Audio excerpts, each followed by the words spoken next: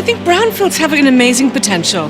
They are often sites that have been for a long time abandoned or left aside, and they can be knit back into a community quite well. People remember, oh, that was just a bunch of old factory buildings. Well, what could it be based on what you value in what's there now and what has been there in the past? In the development of these brownfields, I think it's really important to engage the community in a full consultative form. Very fortunate with many of our stakeholders that we said, listen, success for us looks like this. What does success for you look like? And based on that, we came together and shared a common vision. Some of our best ideas came from the community, and that's why it's very important to establish a level of trust between the development community and the neighborhood and the municipality. And just to say, you know, we all have the same end goal in mind here. I think everyone needs to understand that they have a unique voice and a perspective and creativity that can be added to this that would be missing when they're not there. I think plain and simple, get involved, and get involved now. Be prepared to be excited about things that can happen in your community. A lot of what has to happen is an articulation process of making stuff from the lower brainstem out here, where you can put it in words that then people like me can translate into planning ease, that then actually leads to something that can get built. Getting involved from the ground up in any project would always be the best way to do it, because you can have the biggest impact on the outcome. It really was around community groups. The project sits right on the border between two neighborhood associations. So we had both neighborhood associations, and both of them actually came to our public hearings in support of the project when we were done. People don't get engaged. You get a bunch of big box stores or who knows what, or typical suburban development. And so if people really want to see something different, I think they all need to come out and express that. And you make sure that you talk to as many people as possible. So you have to reach out and be proactive to get the full spectrum of input. The benefits of cleaning up brownfields speak for themselves, particularly urban brownfields. Not all brownfields are created equal, but an urban brownfield, you already have public transit, you already have services by the door, the snow plows are running by, the garbage trucks are running by, so the cost to a community of adding density in those areas is next to nothing. Those urban brownfield sites have the ability to really change a city and do it in a very economically viable way.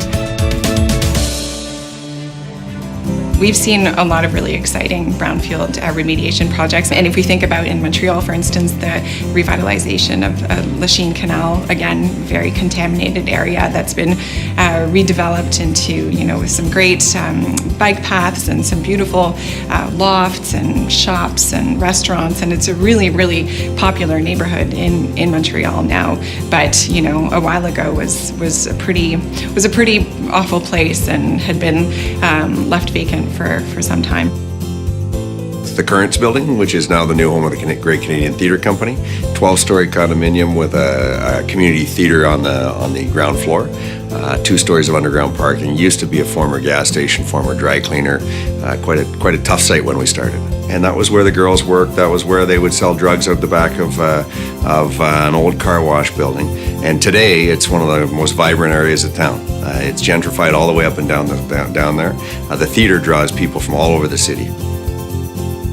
If you really dig into the kind of heart and soul of the community and look to their aspirations, these projects can often become the vehicle where that new image of the future has potential to shine. The first step is for local people to be very clear about what it is they value, and what kind of activities and what kind of setting for those activities are really important. I think a more inclusive, upfront, inspirational kind of process allows you to share all the good things you want to share and be part of the solution, not just part of documenting what the problem is. It's about bringing people together, collectively talking to each other. So people with different ideas begin to hear those ideas from the actual people in the community. So they're having a discussion. It can be a wonderful source of communal pride. It can also be a way to build confidence that local people's voice actually gets heard and that their ideas actually get implemented. We've got tons of existing area within our cities, within our urban frameworks, and we should be intensifying those to make our cities more walkable, more friendly, and less car dependent. Really show that change is positive, that there's something good that can come out of a demolition and a dirty old site. So our job is to create a new model for how we should be interacting with the planet moving forward, and make sure that the occupants of our buildings, the users of our buildings, can have a much more sustainable footprint on the planet. Some of the ratings that we're going to get marked on are health and happiness, community and culture, sustainable food, things that historically nobody would have thought of when you're developing buildings or developing a community. The thing I would say to the people in Brantford is to believe in yourselves, in your future potential. If it's seen as a positive, collaborative effort, I think that will reap benefits for the community.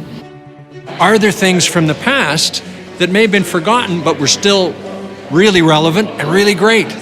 That's the kind of thing I want people to remember, to revive, and to reuse. So it's a combination of understanding the past, applying it to the present, and using it for hopes for the future. Ultimately, I think that some of our best projects in Canada have been brownfield redevelopment sites.